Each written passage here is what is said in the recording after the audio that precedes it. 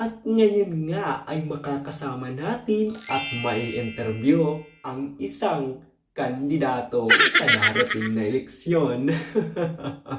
Anong pangalan mo? Hello po. Thank you for inviting me here. Ako po si Lando Magsalsal, lumalaban bilang mayor. At ngayon may katanungan tayo sa kanya patungkol sa paglaban niya ngayong darating na eleksyon. Heto ang katanungan. Bakit mo gustong maglaban ngayong darating na eleksyon? Ano ang dahilan kung bakit at bakit gusto mong manalo ngayong eleksyon? Gusto ko pong ipagpatuloy ang aking karera para masolusyonan ang problema na ating hinaharap, lalong-lalo na ngayon sa panahon ngayon ay marami nang naghihirap sa atin. Napakahusay ng iyong sagot para makatulong sa ating bayan. Maraming salamat po. Heto pa Maraming ang salamat ibang po. katanungan. Ano ang magiging tulong mo kapag nanalo ka sa eleksyon? Ang magiging tulong ko po ay lagi po akong magbibigay ng relief goods araw-araw at pag may mga kalamidad ay lagi po akong magbibigay ng tulong pinansyal, mga relief goods at iba pa po. Napakagandang pananaw pala ang iyong dinadala. Salamat Ito po, sir. pa ang ibang katanungan. Pag nanalo ka ngayong eleksyon, ano ang aasahan ng tao sa iyo?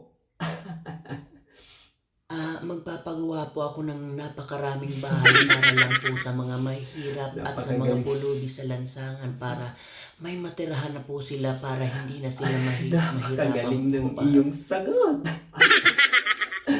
Heto pa ang ibang katanungan.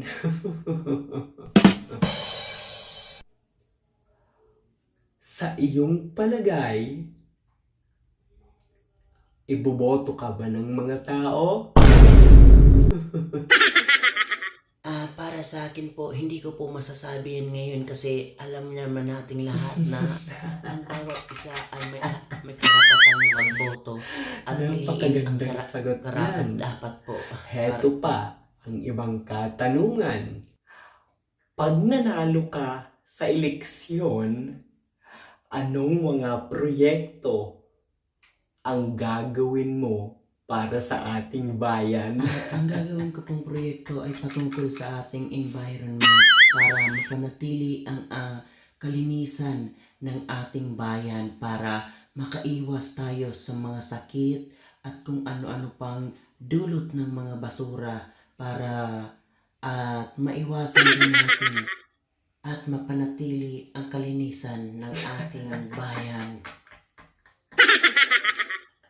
Napakahusay mo talaga. Maraming salamat Talagang po. pwede ka talagang manalo sa darating na eleksyon.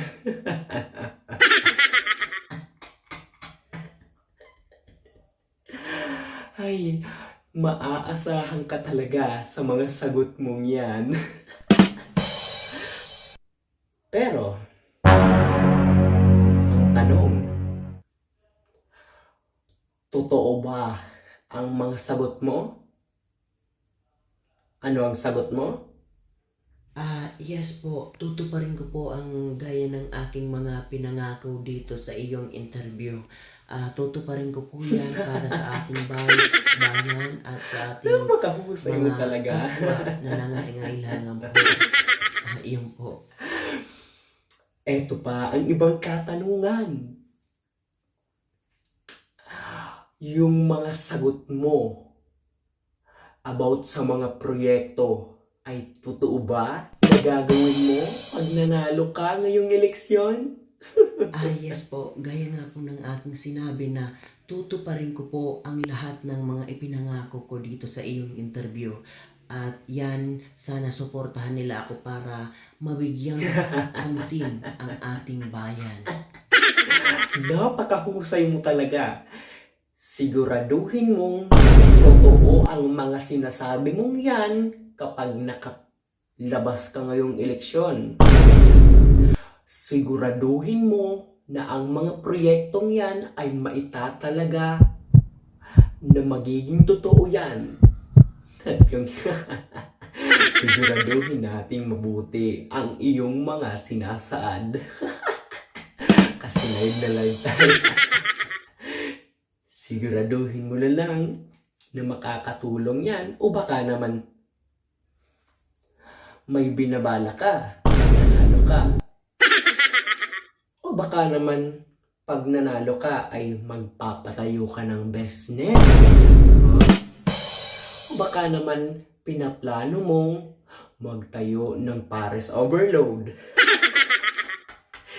Siguraduhin mo lang naka-record ang mga sinabi mo. Siguraduhin lang natin nakarapat-dapat ka ngayong 2025. Huwag mong sabihin matutupad mo ng mga pangarap mong business. May ebidensya.